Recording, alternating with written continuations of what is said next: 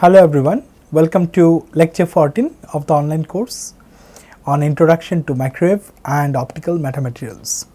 Today's lecture will be on scattering of electromagnetic waves. So here is the lecture outline. We will briefly look into the scattering of electromagnetic waves. We will discuss Born approximation, then we will move on to Rayleigh scattering, Mie scattering and Raman scattering, and discuss in which cases this kind of scattering phenomena will take place. Now on the right you see the picture of Lord Rayleigh, who has made significant contribution to this field of scattering. He was an English physicist and a Nobel laureate who made a lot of contributions in the field of wave physics, of sound and optics. He has basically formulated the theory of scattering of light by small particles and then the dependence of scattering on this 1 by lambda to the power 4. This particular equation I believe all of you have seen from your school days, right, and that was done in 1871. And then in a paper in 1899 he could provide a clear explanation why the sky looks blue. So with that, let us move on and see the scattering of electromagnetic wave in little more details. So what do you mean by scattering? So when an electromagnetic wave propagates through an homogeneous medium and it encounters an object which has got a different optical property, the wave is supposed to get scattered or redirected into various directions, right. So when it can happen? So you can consider the light beam travelling through a medium that contains lot of small particles or inhomogeneities, which are nothing but say local variations in the refractive index. Then the part of the waves or light beams energy will get radiated away from the original path.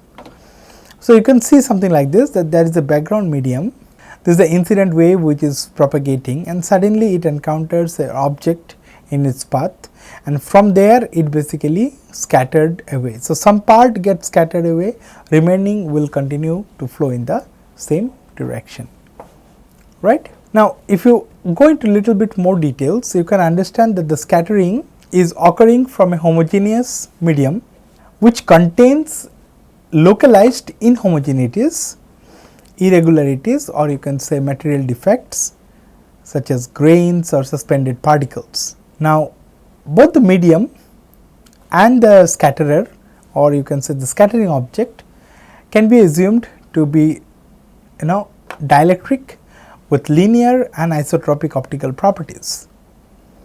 So in that case, scattering becomes a process by which some of the power in the propagating electromagnetic wave is going to be redirected as secondary electromagnetic waves, as you can see here, in various directions which are basically away from the original direction of propagation. So I am going back and forth between optical wave and EM wave, but they basically follow the same kind of relevance here. So when we talk about optical wave travelling in a given direction in homogeneous medium and it encounters an object with different optical property, again the wave is going to get scattered in other directions. Now this effect may be analyzed by solving the Maxwell's equation, and then you got to apply boundary conditions, right.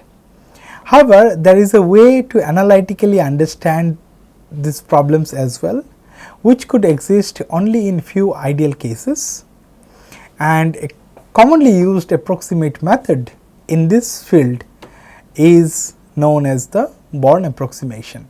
So this approximation is applicable for weak scattering, that is when the scattering object may be regarded as a small perturbation to the relative permittivity, or you can say other optical properties of the medium.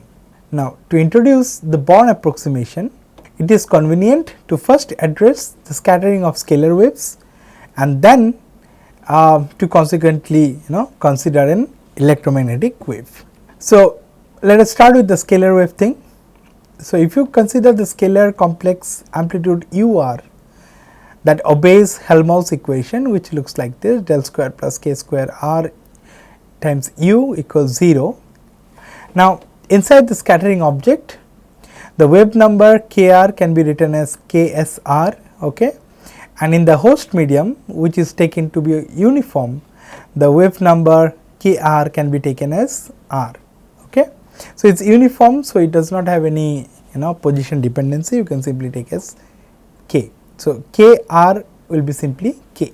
Now, by writing K square R equals K square plus K square R minus K square, okay, the Helmholtz equation for the scattered complex amplitude USR, here S stands for scattered, okay, that can be written as del square plus K square times US equals minus S.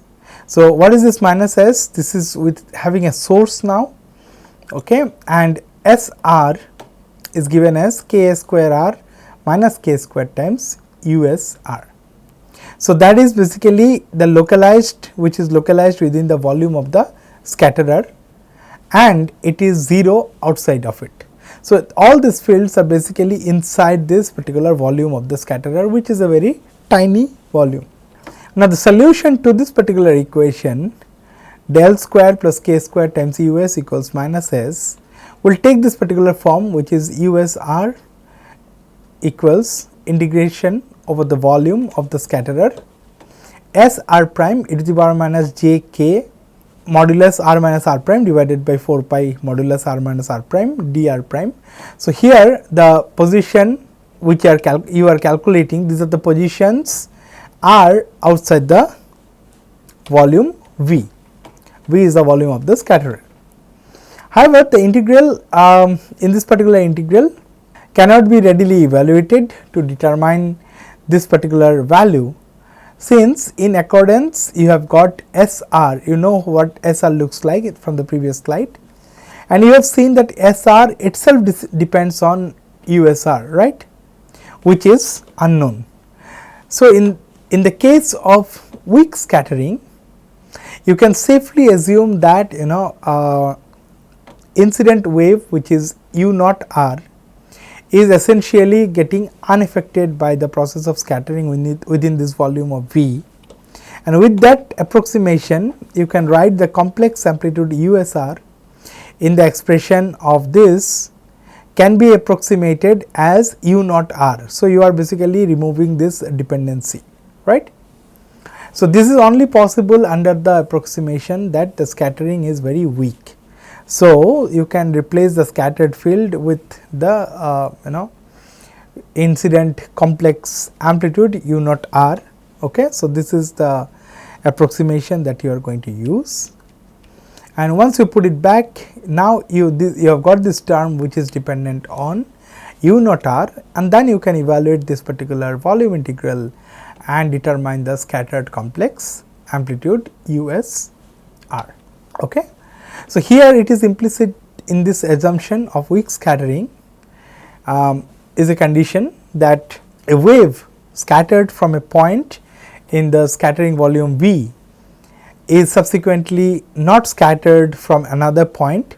So, what is happening? The multiple scattering is basically negligible, okay, and because that is a second order effect, right. So, the second order scattering is that the scattered wave is again getting scattered by another thing, that is kind of removed here, that assumption is made, and it is evident that the scattered wave USR will then be approximately be a superposition of the spherical waves which are getting generated by the continuum of point sources within the scatterer, okay.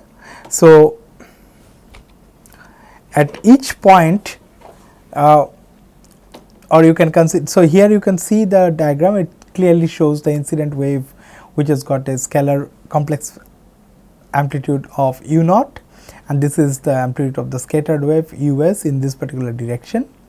So, if you consider that each point at position r prime creates a spherical wave which has got a amplitude of S r prime, okay, given that this is the kind of approximation for this spherical wave amplitude, and in this type of scattering, okay, we are also considering this to be elastic scattering where the momentum is conserved and the frequency of the scattered light will remain same as that of the incident light.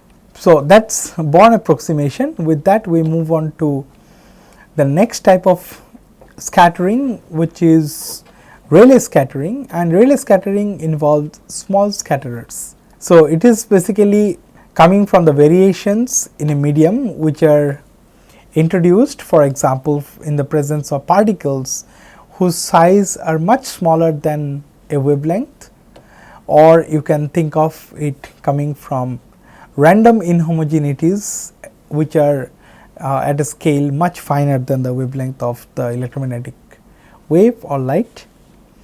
So, as you can see that this particular process is named in the honor of Lord Rayleigh, who in 1871 published a paper describing this particular phenomena, right. So, Rayleigh scattering basically involves the polarization of a small dielectric particle or a region that is much smaller than the light wavelength. So, here you can see this particular figure shows you that this is the direction of incident wave propagation. So, there is a small scatterer which is much smaller than the wavelength of the light. So, that is basically a dielectric particle which is smaller than the wavelength of light, and because of this you will have some scattered wave you can see, and there are some through waves. Okay. So, the field, the incoming light field forces dipole oscillations in the particle, and that is done by polarizing the particle, which leads to emission of EM waves in many directions. So, that a portion of the light energy is basically redirected, or you can say directed away from the incident beam, and the net effect is that the incident wave becomes partially re-radiated in different direction, and hence there will be a loss of intensity in its original direction of propagation. So, the through wave will have lesser intensity as compared to the incoming wave. Now, assumed a small particle, so that at any time the field has no spatial variation through the particle, okay, and the polarization of the particle oscillates with the polarization of the electric field that is incident on it. So, you can understand from this particular figure, this is the background medium, this is the incident wave which has got a scalar amplitude of u naught, this is the direction of electric field polarization, and this is how the dielectric polarization will also work, and then there will be this is the scattering object that is scattering in different direction. These are the directions of the scattered waves, and this will be the through wave, right. So, a transverse electromagnetic plane wave with electric field E naught that is getting scattered from a point object, as you can see this is the point object, right. It is basically shown as a blue circle at the center. It creates scattered electric dipole waves which is ES with a toroidal directional pattern. So, this is how it shows the directional pattern of the scattered waves, and the typical size of this particle is that it is 1/10 of the incident light wavelength. In the contrast between the optical properties of the scattering and the surrounding media, okay, if it is low, then the scattering is weak, and in that case you can say that the Born approximation is applicable. Okay. So, if we consider a simple scattering object which is much smaller than the wavelength of the incident light and assume that it is located at r equals 0, then the source distribution may be approximated as this. SR will be equal to Ks square minus K square, U naught V is the volume of the scatterer, delta R, right. So, delta R is the delta function, okay, and Ks is basically the wave number within the small scatterer. And when you substitute this in this integral which you have seen earlier, that USR equals volume integral of SR prime e to the power minus j k modulus r minus r prime divided by 4 pi modulus r minus r prime dr. So, this will basically give you the value of US which is approximately equal to K square minus K square V u naught e to the power minus j k r by 4 pi r. So, that is for the case where you are located at r equals 0, right. So, this basically represents a single spherical wave which is concentrated at about r equals 0, that is at the location of the scatterer, with an amplitude that is basically proportional to the incident wave's amplitude u naught, right. This is what you can interpret from this particular equation. Now, once you know the amplitude, you can always estimate the intensity of the scattered wave, which is calculated as Is, that is nothing but modulus us square.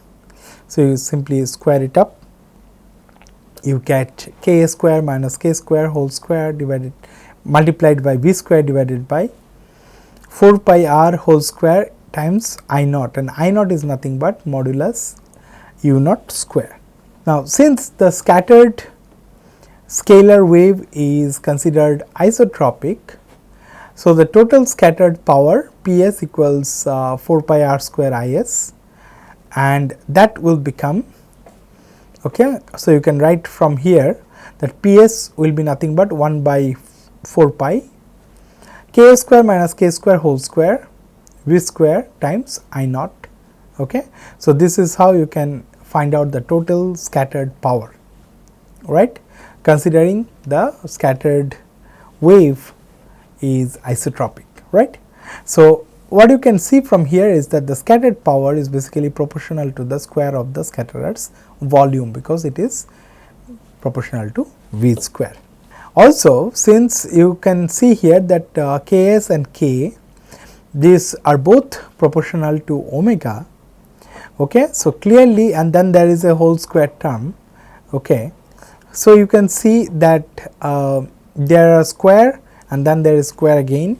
So, you can see that the scattered power is basically proportional to omega to the power 4, or you can say in terms of wavelength it will be 1 over lambda to the power 4, and that is popularly known as the Rayleigh inverse fourth power law. So, what does this law indicate? So, Rayleigh inverse fourth power law indicates that incident waves of short wavelength will undergo greater scattering than those of the long wavelength, okay. So, as an example, the Rayleigh scattering of blue light at a wavelength of lambda naught equal 400 nanometer will exceed that of the red light, which has got a wavelength of around 800 nanometer, and the amount of scattering will be by a factor of 2 to the power 4, which is 16, okay. That means the blue light will get scattered 16 times more than compared to red light. So, Rayleigh scattering from the density fluctuations of air, which are basically much finer than the wavelength of light in the visible band, is basically responsible for the blue color of the sky.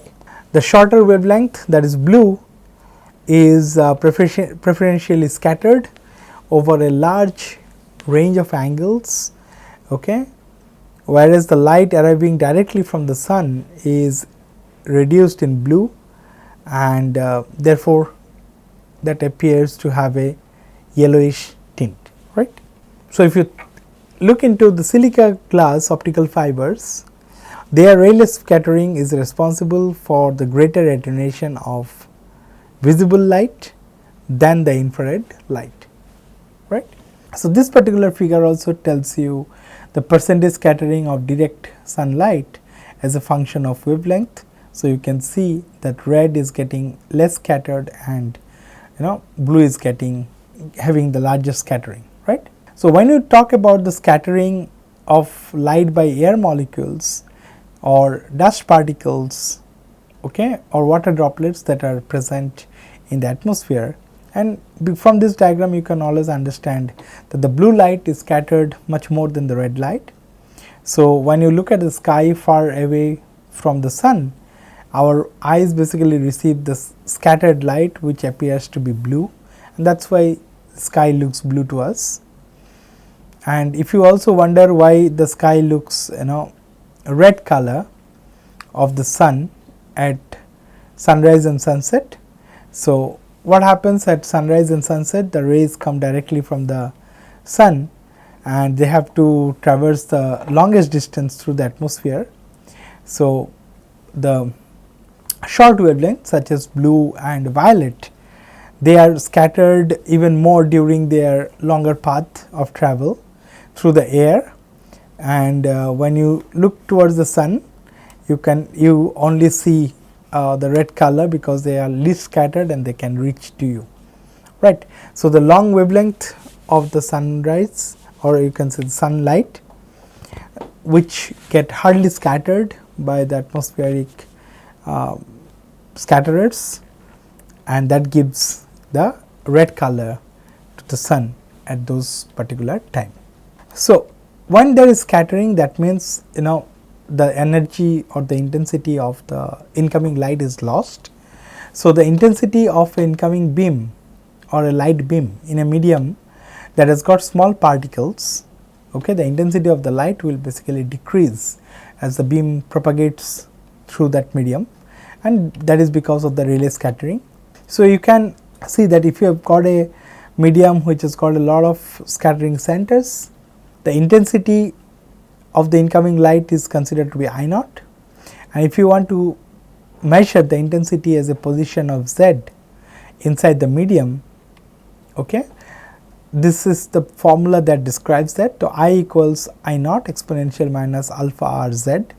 So, alpha r represents the attenuation coefficient, which is mainly because of the Rayleigh scattering, and you will see that the intensity basically decreases exponentially with position. And if you try to look in more details, alpha r, this attenuation coefficient is basically proportional to n, which is the concentration of scattering particles, a to the power 6, a is basically the radius of those scattering particles, times 1 by lambda to the power 4. So, lambda is the wavelength of the incident light, and then you have n square minus n naught square divided by n square plus n naught square. So, here n is basically the refractive index of the scattering spheres, and n naught is basically the background. So, it also depends on the difference or refractive index mismatch between the two different medium. One is the medium, another is the scatterer, right. So, next we will see Mie scattering. This is also a type of scattering of light from scatterers, but there is a slight difference with Rayleigh. Here in Mie scattering, the dimension of the scatterers are comparable with, or you can say greater than, the wavelength of the incident light. So, for example, here Mie scattering would occur for light scattering from long organic molecules in a solution, okay, or scattering from different particulate pollutants such as smog in the atmosphere, also including the dust particles. So, the scattering basically depends on the ratio of the scattering particle diameter to the wavelength of light, and it favors scattering in the forward direction. So, here you can see a comparison between the two types of scattering. So, Rayleigh scattering happens in all direction. Here the particle or the scatterer is much smaller than the wavelength of light. In Mie scattering, the particle or the scatterer is kind of comparable with the wavelength of light, and then when the particle gets even larger, it prefers a forward direction, right. So, you will get some directionality in the scattering. Now, what you can understand from Mie scattering is that the dependence on wavelength is basically a bit weaker than Rayleigh scattering, and the scatterers are assumed to have a refractive index which is significantly different from that of the surrounding medium. So, Mie scattering basically produces almost white glare around the sun, and that is the case when a lot of particulate material is present in the air. So, it also gives us the white light from the mist and the fog. Okay. The next type of scattering, which is also very important, is the Raman scattering. So, when light encounters molecules in the air, the predominant mode of scattering is elastic scattering, okay, that we have seen, that is the Rayleigh scattering. Now, it is also possible that for the incident photons could interact with molecules in such a way that an energy is either gained or lost, so that the scattered photons will show some shift in frequency. So, this kind of inelastic scattering is called Raman scattering. So, here you have got a sample, you have got an incident light E naught. Now, you can have a blue shift, okay, if the energy E is greater than E naught, okay, that is the energy of the scattered light is more than the incident light energy. If the energy remains same, so that is basically a Rayleigh kind of scattered light. But then if the energy is again different, but this time it is less, so you can say red shifted Raman scattered light.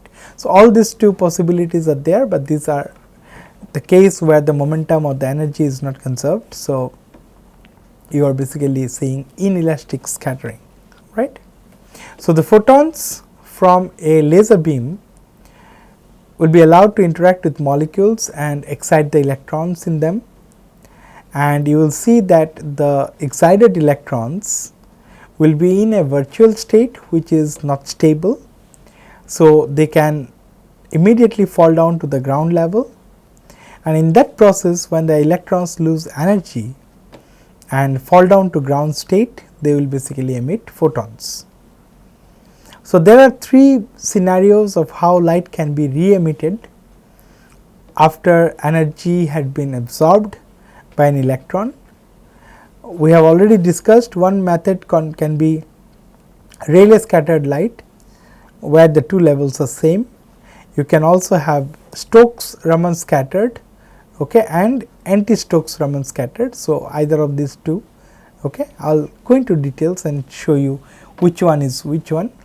Okay. So, this can be explained well using this particular diagram, which is basically showing the energy. Okay. So, when an electron falls down to the original ground state and there is no change in energy. So, you see the amount of energy it took to go to the ground state, the energy it released, they are same. That means, the light of the same wavelength is getting re-emitted, and this is called Rayleigh scattering, and this is basically a elastic type of scattering. Now, there could be a possibility that after being excited, the electron is basically falling to a vibrational level instead of the ground level. So, this is the ground level E naught. So, instead of that, it is basically falling to this one, which has got energy of E naught plus h nu m. Okay. So, this energy is not same as h nu naught, which was required. So, rather this energy is h nu naught minus h nu m, right.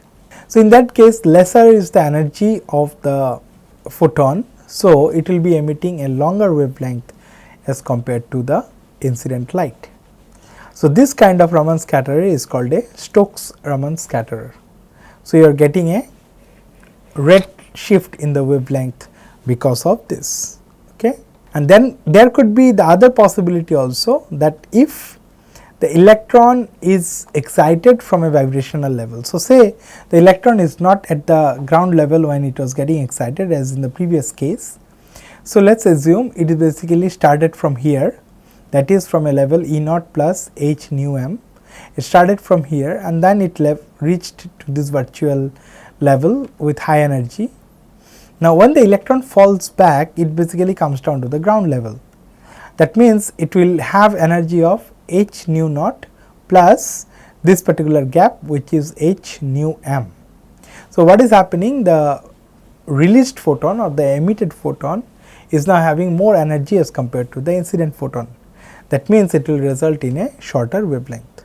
So, this is also a type of inelastic scattering, but this one is called anti-Stokes, because it is completely opposite to the case of the previous one. So, this is called anti-Stokes Raman scatterer, this is called Stokes Raman scatterer. So, with that we will conclude this lecture. If there is any query regarding this lecture, you can drop an email to this email address mentioning the course title and the lecture number on the subject line. Thank you.